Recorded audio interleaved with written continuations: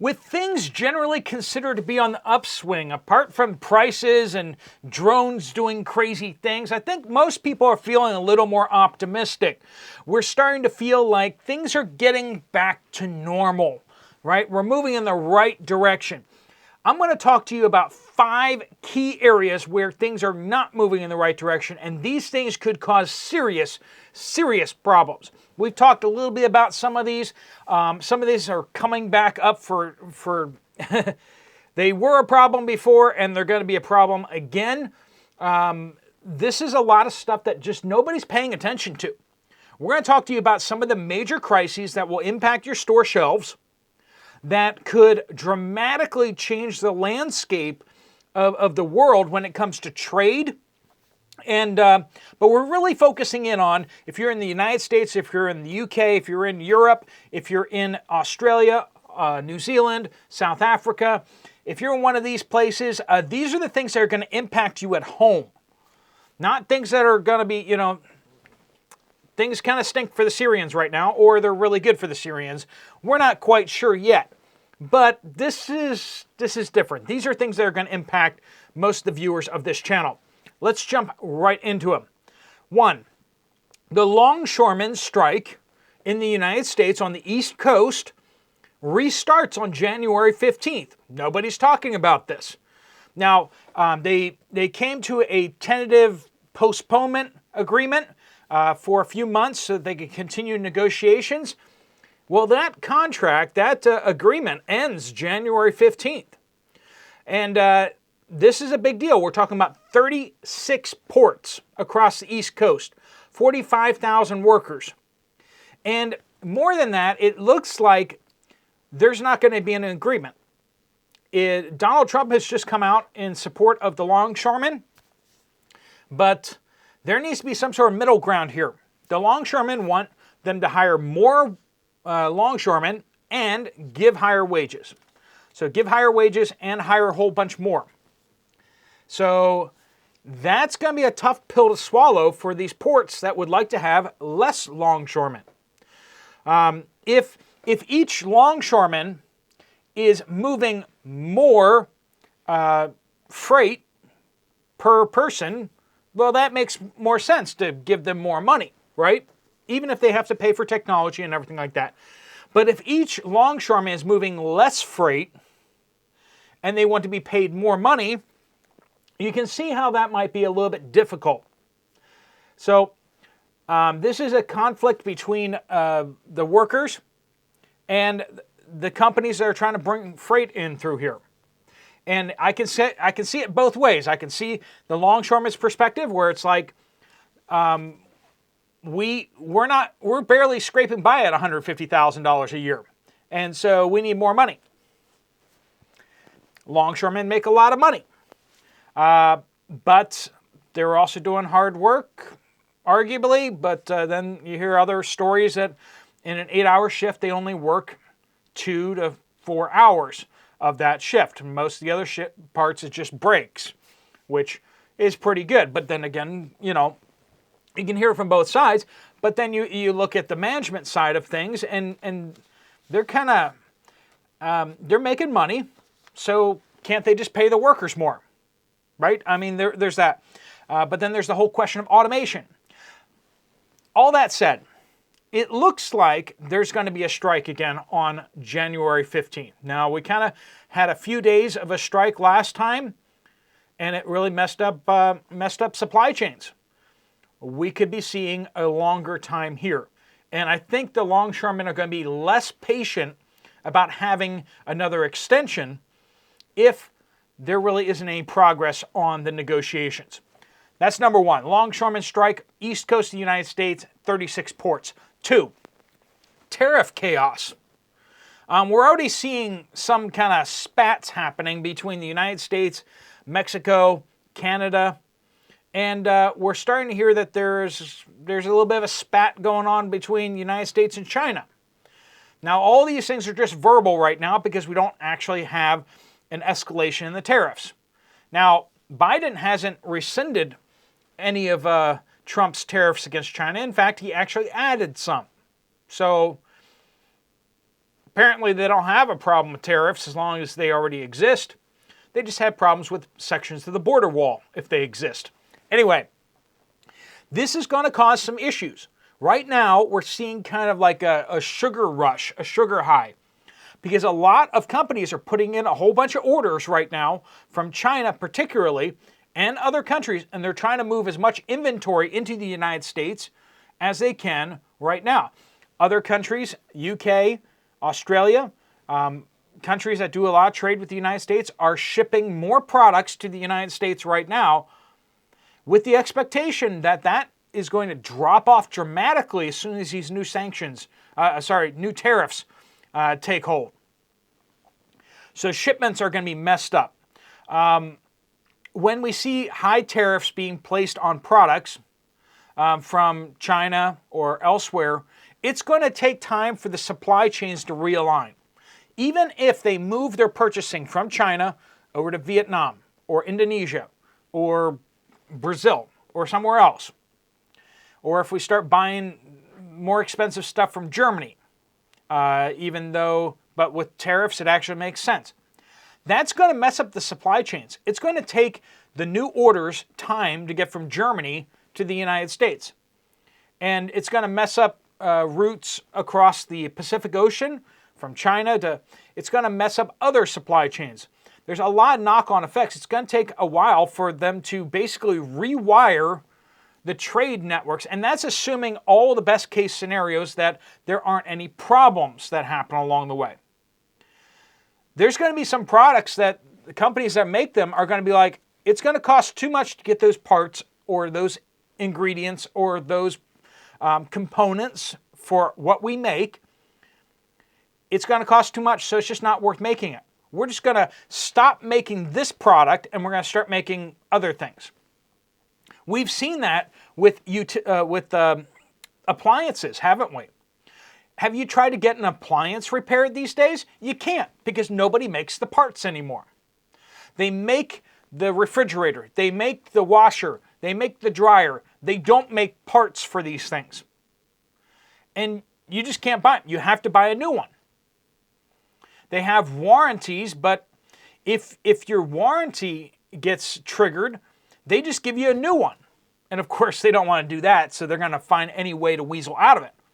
So it's going to cause chaos out there when parts, machinery bits, when things just stop being made and stop being imported.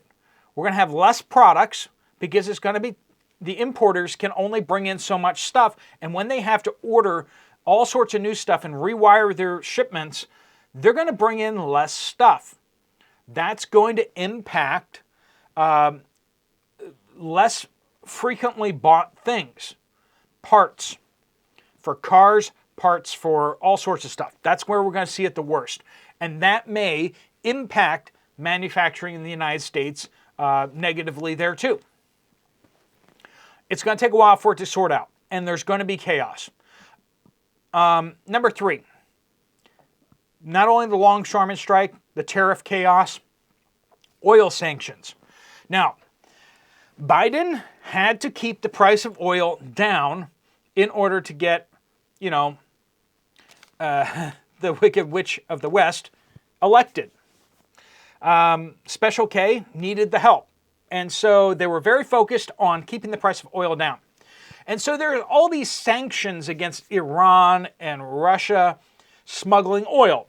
And basically everyone was just kind of watching them smuggle the oil and go, stop doing that. Trying to make it so that they have to sell the oil at discount.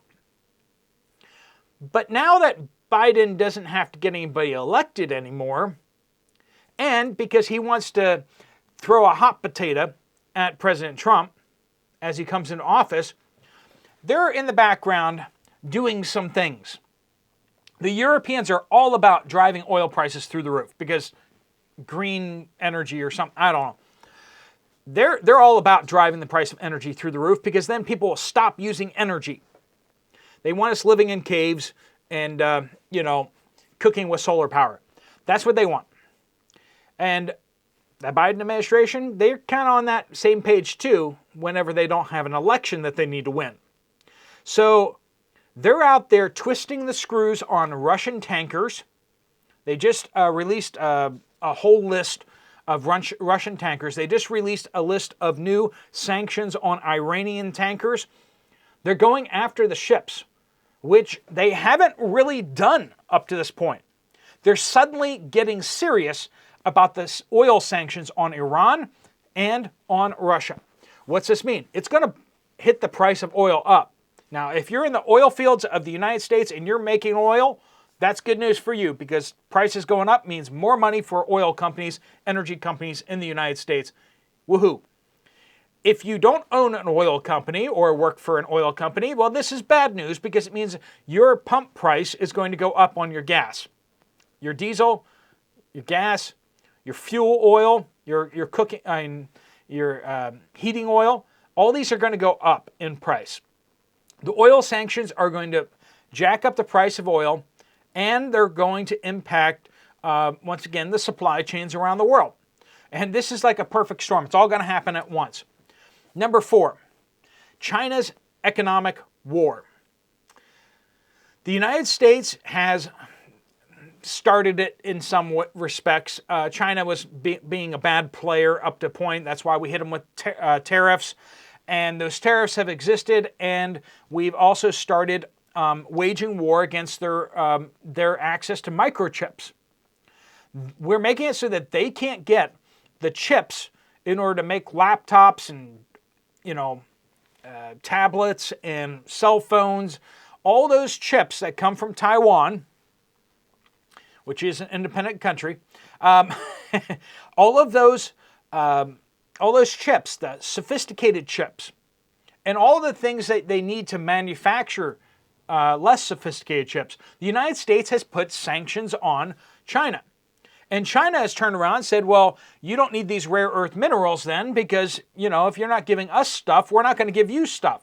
We're going to start hitting you where it hurts as well. And so we see the United States and China are starting to really go at it. And we haven't seen this type of animosity for a while. Drones. China's not selling drone parts to the United States and to its allies anymore. This is an obvious blow directly to the military-industrial complex that's sending weapons to Ukraine. This economic war is probably going to go hot, and it's going to get worse.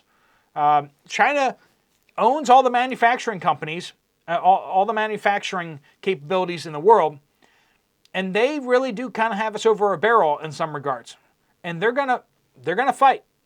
And this is not going to be a hot war, at least not yet, but they are going to wage economic war on the United States. It's going to cause all sorts of chaos out there, again, in supply chains and other problems. 1, longshoreman strike. 2, tariff chaos. 3, oil sanctions on Iran and Russia, going to jack up the price of oil. China's economic war and our economic war with China. And number 5, this is a big one. This is the big one. The European energy crisis. And I actually need to do a dedicated video on how bad it's getting. But let's just say Russia's been playing chess with the energy complex, and they're about to do a checkmate on Europe. This is serious. We're talking about their power grid. We're talking about their natural gas pipelines. We're talking about their oil pipelines. We're about to see Russia turn the spigot off and basically collapse the power grid across Europe. Those are two related things, but that's what they're looking at doing. They have Europe over a barrel because Europe has become super dependent upon Russia. And they've opened themselves up to very obvious, very easy, simple attacks that are they even really attacks? There's been recent news about how simple hackers can use the solar panels and the inverters attached to those solar panels to basically flip them off.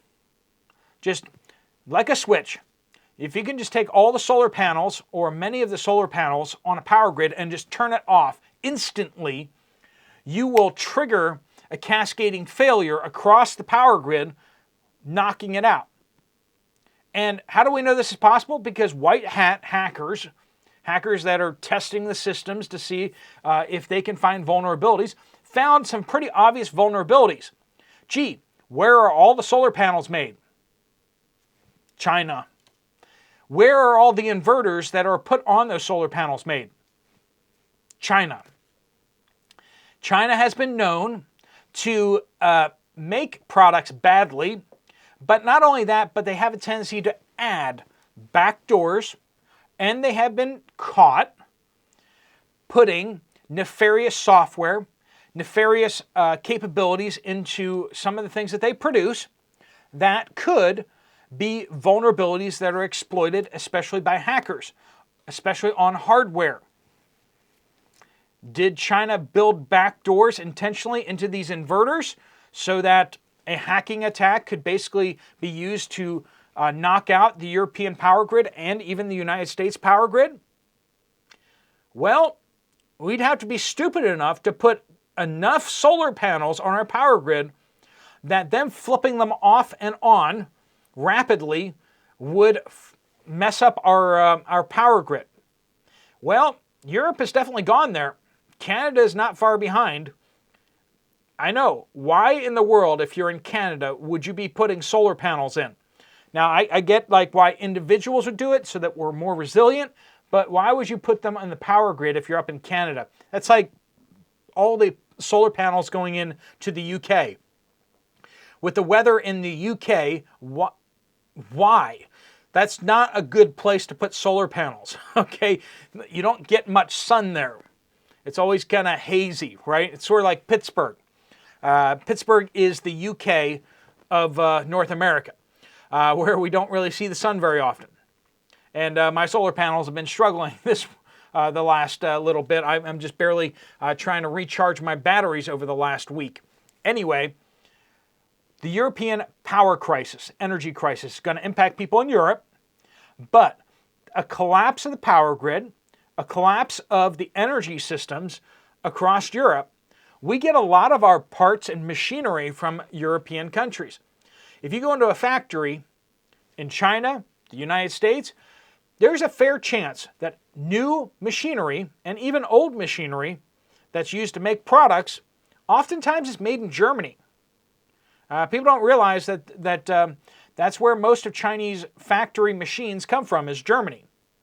They may skimp on quality of products and the quality of the materials going into the products. They may skimp on the labor, but one of the things that China often doesn't skimp on is the machines themselves, because they don't want them to break. And they don't know how to upkeep them or don't want to upkeep them, so they buy good machines from places like Germany. And that's a simple fact. A lot of the machinery and a lot of the parts and everything like that come out of Germany. And then you see across Europe, Europe is a major trade partner with the United States. Our supply chains, a lot of them run through Europe. Oftentimes it's China shipping the stuff to Europe, them doing something with it in Europe, and then them shipping it to the United States. That happens a lot. But the simple fact is that if Europe collapses their power grid, if they have serious problems, energy problems over there, it's going to impact everyone else around the world. All right, friends, those are the 5 big things that nobody seems to be paying attention to right now that are serious problems. We're going to touch base more on the European energy crisis tomorrow because there's more to delve into there.